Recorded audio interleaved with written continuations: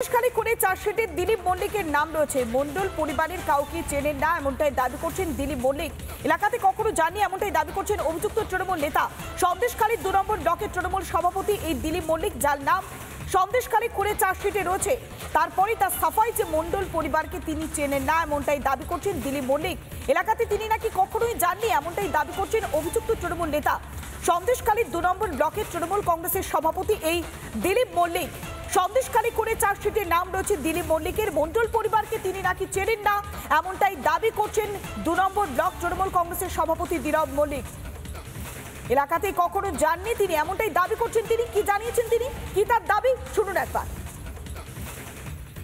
2019-এ 3 জন BJP কর্মী খুনে CBI যে নতুন এফআইআর লঞ্চ করেছে, সেখানে 25 নম্বরে নাম রয়েছে দিলীপ মল্লিকের। দিলীপ বাবু, এই 25 নম্বর যে নামটা রয়েছে সেখানে আপনার নাম রয়েছে, কি বলবেন এই ব্যাপারে?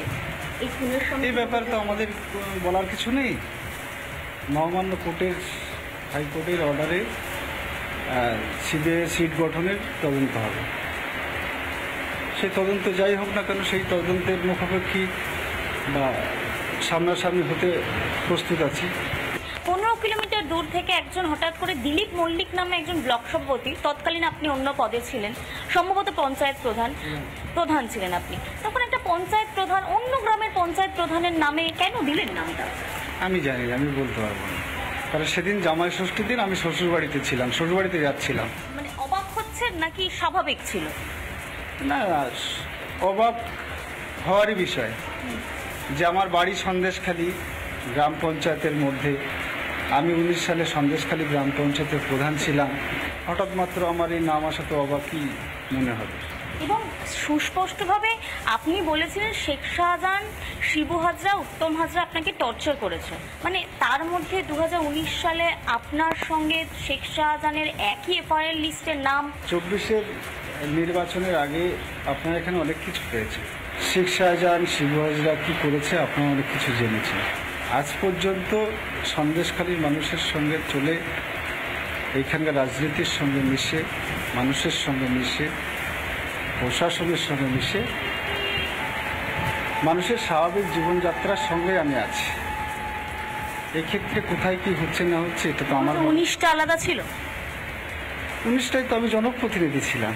সেদিন ছিলেন ওই যে সভা হচ্ছিল, সেদিন ভোটের পর সভা চলছিল, লোকসভা ভোটের পর, সেই সভায় পরবর্তী অন্য ব্লক, অন্য পঞ্চায়েত, আমি এখান থেকে ওখানে যাবো কেন?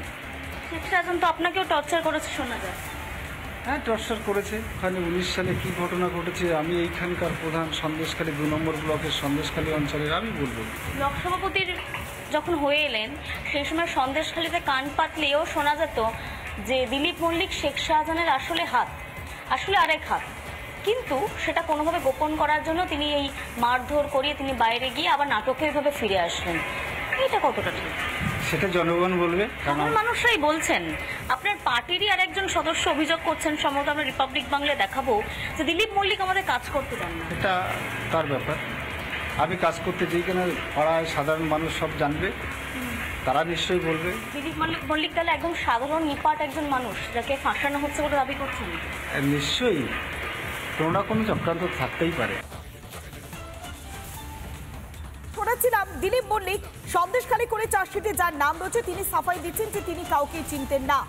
কিন্তু কথায় বলে যে কাদের মোল্লার নাকি ডান হাত ছিলেন এই দিলীপ মল্লিক, কিন্তু প্রকাশ্যে মারধর করে সেই সম্পর্ককে ছিন্ন করবার চেষ্টা করা হচ্ছিল।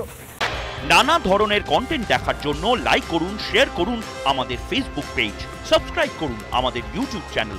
পাশাপাশি অন্যান্য ব্রেকিং নিউজের জন্য অবশ্যই চোখ রাখুন রিপাবলিক বাংলায়।